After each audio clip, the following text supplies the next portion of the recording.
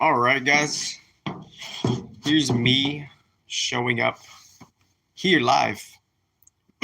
you know, the intention when I come on the lives, it's as if I'm in person, right? So within the backdrop, within the gap in the pause of me not coming online, I do that particularly for my energy because there are things that need to be contemplated. So within the contemplation, new contemplation or whatever, we've asked for this somehow. We chose to participate. As we chose to participate, I'm gonna finish this book. I'm gonna continue where I left off. So no these days it's not a big deal, right? So chapter 15 is celestial order. Coming back to the space with some structure, touching up on the astrology, and then the astrology is here, the chaos textbook is here, and then speaking on the artificial sun not being good or bad, just being somewhere in the material tech world, the deep esoteric material tech world. An artificial sun comes after Kali's dark sun, right? And this is a real free range original open source because people could capitalize like, oh man, maybe we could put that in a movie or something, right? The dark sun, like I'm sure the dark sun, it's already here and there, but like regardless of the fictional depiction of it, there is different overtones of a realness, right? The real and the surface level replication be it what it is, right? People see it, they do something, they replicate it, whatever. But the dark sun of Kali after is the artificial sun. So the artificial sun could just be a thing, its own segue outside of the sun, surface level sun, in wherever the earth is opposing the sun field, and the sun field casting its light on the earth, and that sun and the earth in the masculine solar system, there's a deep dream world. There's different pockets and layers of the dream world, and then there's Kali's dark sun and then the dark earth, right? And then in between that particularly is the artificial sun and earth, right? So this is the advanced intelligence of all of it within the help of the predecessors, right? So within that, I'm not judging I'm not saying it's wrong that there's an artificial sun. I'm just saying there's different types of mechanics of it. That's it. And the thing that's opposing the sun is the dark sun, the different types of Lilith's entry of the Lilith. So within that, I bring up the dark sun because that's the secret opposition between the sun within the Gemini sector, and the Gemini sector is the new moon is there. So we're learning, perhaps we're following up with a new intelligence and awareness. Perhaps we're following up with the intelligence and awareness that we're also in a season where the sun is in Gemini, and we're learning how to harvest newly based on the season we're in, right? So we're newly harvesting based on the season we're in. So as we're newly harvesting, our mood unconsciously, perhaps, to new consciously, perhaps, we're following up on mutable earth. We're having the mood unconsciously to we're having the mood on an unconscious level to go with the flow, but we don't know it, in the Gemini conclusive springtime. So we're kind of like changing the conclusive act of spring to get ready for summer. So as we're doing that, we're wrapping all of the heightened energy up. We're wrapping it up to then, and you could even say the mutable signs could be the beginning of a different offset season too, right? So the mutable signs could be the beginning, right? Maybe Pisces in a different context is the first house, but that's a different thing, right?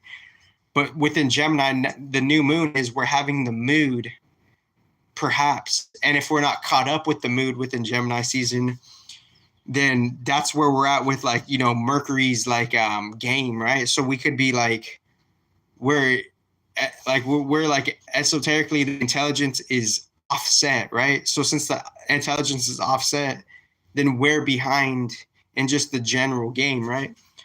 So within the moon in Gemini, and Mercury's there, so we're feeling the game programmer himself, Mercury and Gemini.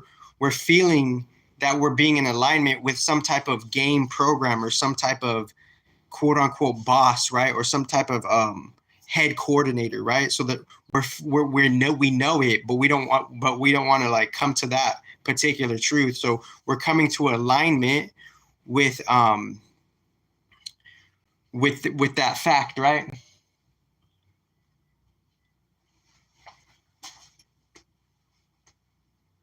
So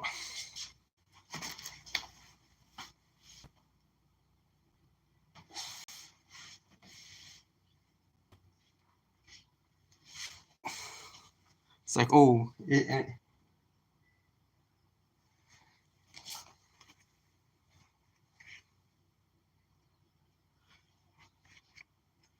so as we're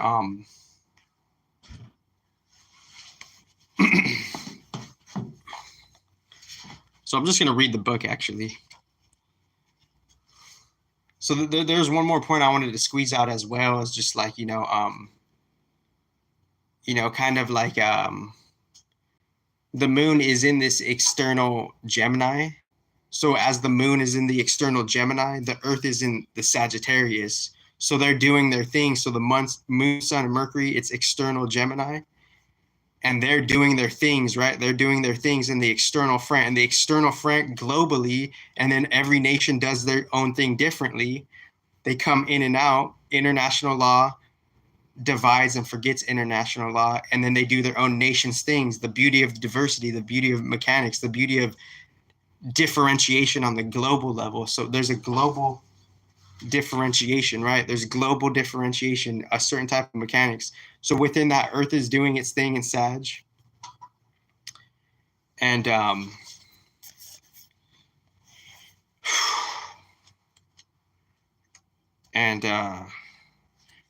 as they're doing their things, the AI low key is the student of studying collective sociological human experiments and esoteric environmental seasonal experience. And the AI doing different things in its own core complex is learning from that, and then the polarities of, whatever they're making is that, so so I'm going to read the book, and as those things are happening, that's the game, right? We're in the game, right? We're using our individual characters. That's the game. We're using our individual characters from wherever we stemmed from, and now we're on this part of the clock. We're on this part of the ride, right? So that new moon, we were really just seeing how far we've came to be in this season. So we're in a new season.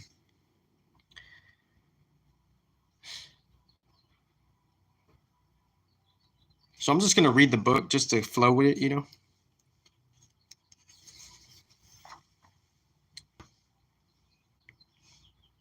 So Bruno, 1593. Giordano Bruno, page 179 of Chaos. Giordano Bruno was a heretic of this dogma of the perfect order of the heavens. He said Earth could take a sharp left, and that it had done so at various times in the past. One reason was the influence of comets. People have been afraid of comets for a long time, and this fear has been an important theme in the history of religion. It is an aspect of the USW problem, for a collision with a comet would knock Earth for a loop. Even a close passage could cause Earth to turn sharply from its customary path. Bruno visited England in 1588, debating his theory with the schoolmen at Oxford. In 1592, he was imprisoned by the Inquisition. On February 17th, year 1600, he was burned at the stake in Rome in a public spectacle of terrorism attended by hundreds of thousands of cheering spectators. At the last moment, he was offered reprieve. He would recant his faith in the infinity of the universe. I should not say that, so I will not, he replied.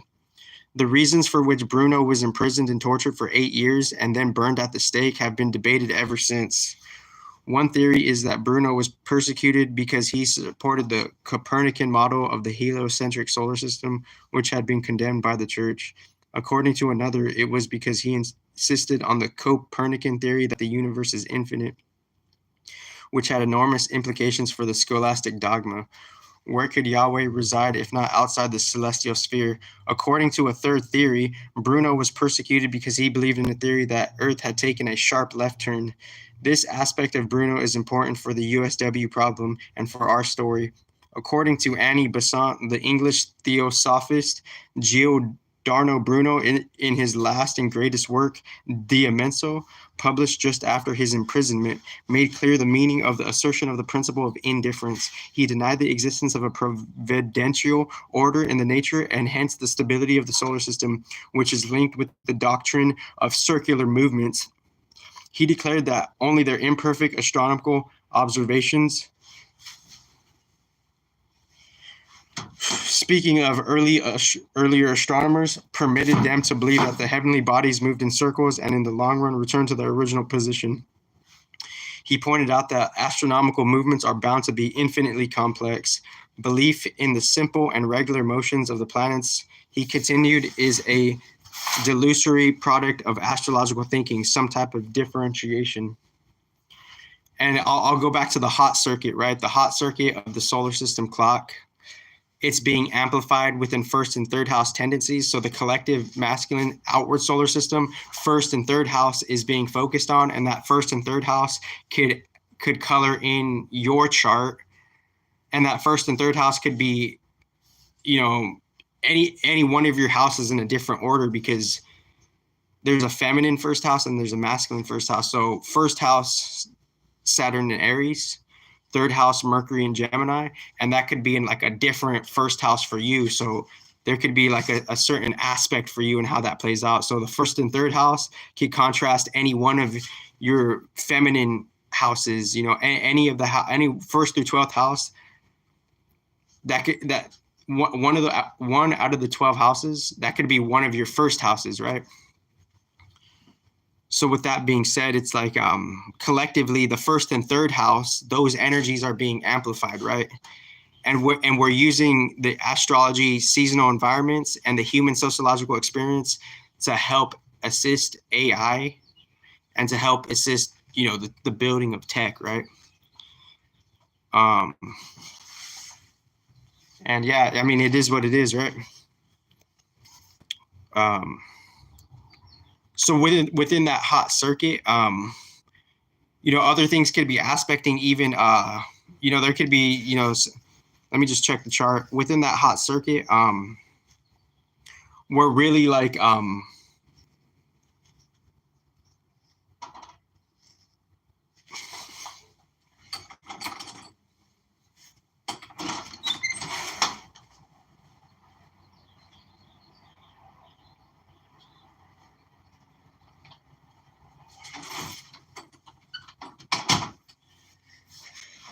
within that hot circuit, there's some type of limitation happening within the construct of reality, right? There's a particular type of limitation happening, and as we could be accustomed to the Saturn's limitations, as rigid and structured that is, there's nuanced changes that are going over people's heads casually, but it's up to us to like see how the Saturn structure is changing and how it's kind of like still being like more or less the same within the mechanics, it being the same of just like its thing is to kind of like quote unquote contain and constrict and restrict.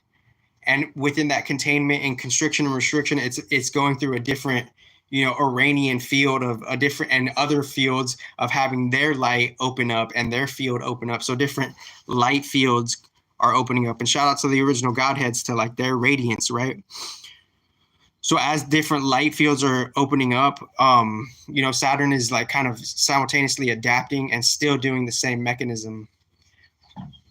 And that could be happening within, just kind of like the head of the reality, right? So the head of the reality, everything's being rechecked, right? And within that rechecking, that first and third house, there's a swift communication. So within that rechecking, Mercury and Gemini being the head game programmer, the head game programmer knows there's a resetting within the restriction and the judgment, right? Of just general consciousness itself. So within there's an important sextile happening, right? The important sextile is Mercury and Gemini is like, the head of the gladiator Colosseum.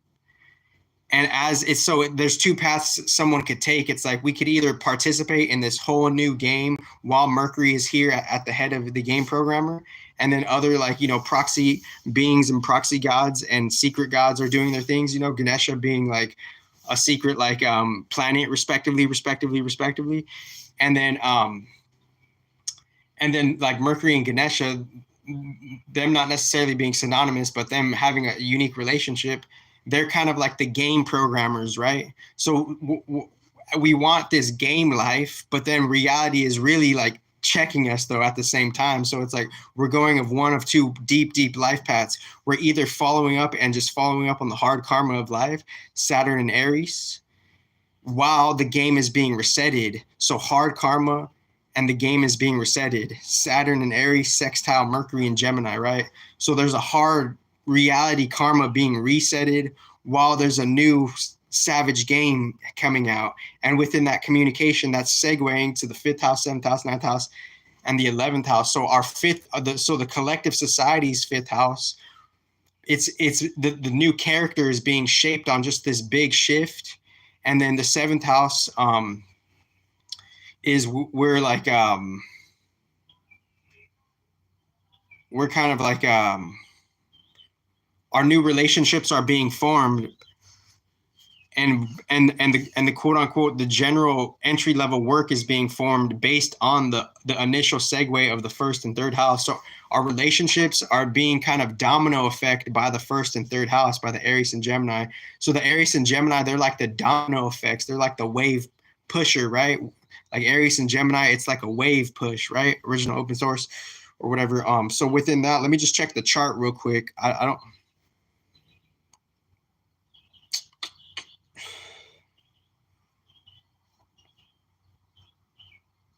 And start this from the beginning, obviously. So one phone gets better Wi-Fi than the other. I'll continue reading the book right now.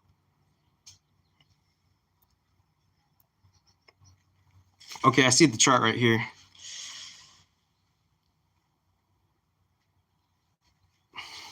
And yeah, obviously within the human design knowledge and the reality of knowledge and all the planets doing their challenges, obviously like within life, there could be there's spoiled energies, right? Obviously. So this is like, we're being mature about reality, right? Somehow within the differentiation and different, negative aspects that have their influence, there could be like a spoiling of the energy, right? Respectively.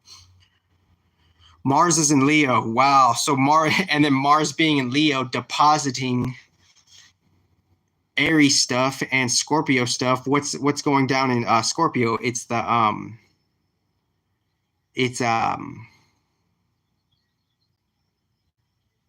we just exited Scorpio season in the Earth. So we just exited us feeling that unconscious death field, right? The unconscious death field in Taurus season. And then Mars depositing that unconscious death field in Taurus season.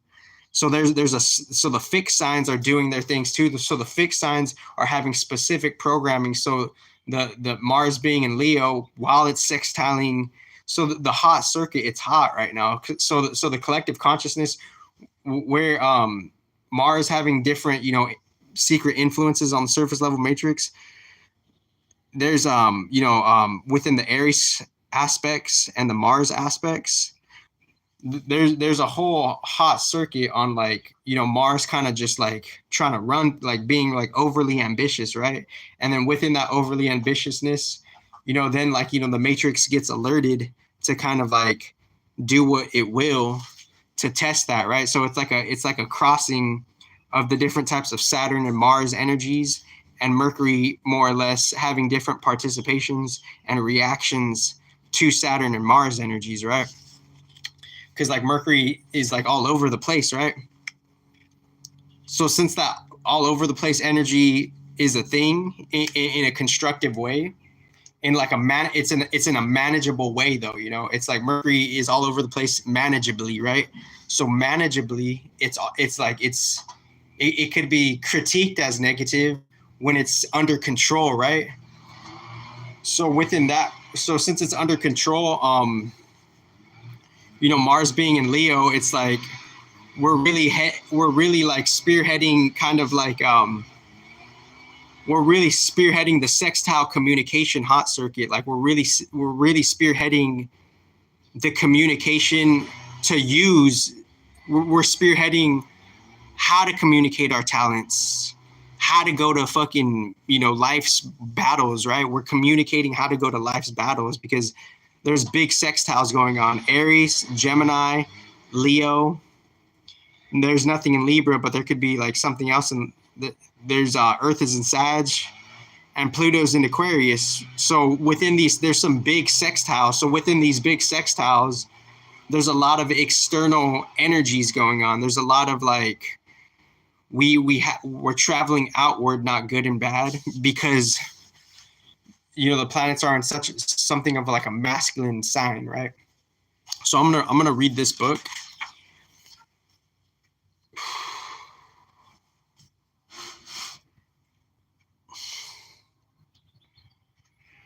So I'm just gonna read the chapter, and then I'll be like, it will conclude this. What do you call that?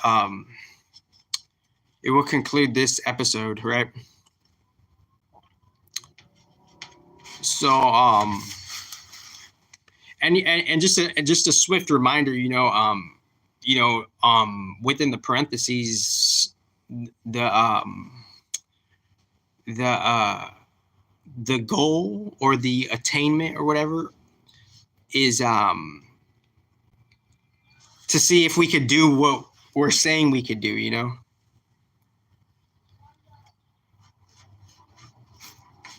So 3 crimes. The reason for which Bruno was imprisoned. Okay, one theory is that Bruno was persecuted because he supported the Copernican model of the heliocentric solar system, which had been condemned by the church. So this knowledge, it was hidden, right? So since the knowledge, for some reason, there's something within the Godheads and reality that's allowing us to have a certain nuance of freedom. So there's a nuance of freedom. This freedom is a test. It's not to say if freedom costs something or not. Freedom is being quote unquote loaned, quote unquote, right? Because there's a nuance to freedom. For us to have this level of knowledge, to get the knowledge, it takes a certain experiment and nuance of freedom, because throughout the last 2,000 years, aside from us disregarding the soul mechanics and the soul reincarnation cyclical loop systems and the looping cyclical systems of the reincarnation system, the last 2,000 years, majority of those 2,000 years, this information that we're hyping up about, it was hidden. It was a different type of taboo. It was a different type of hiddenness. So within that hiddenness, now that we get to use it, that freedom. Who's to say, and I'm not trying to like scare tactic anybody, but I'm just saying, who's to say if that freedom is costing something, We're paying for something else. We're using our energy, our sovereign energy, to pay attention to what we could use perhaps to have a different outcome, right? But we're not necessarily paying attention to the beneficial knowledge for sovereignty. We're paying attention to not beneficial knowledge and not sovereignty. So what's that going to lead to, right? So this is advanced intelligence. So within, I say that because I'm just grateful for the freedom, right? So and that's where we're at within the game of the Matrix. So and obviously I understand like people's like, you know, let's fucking knock them out or something, whatever, you know, or like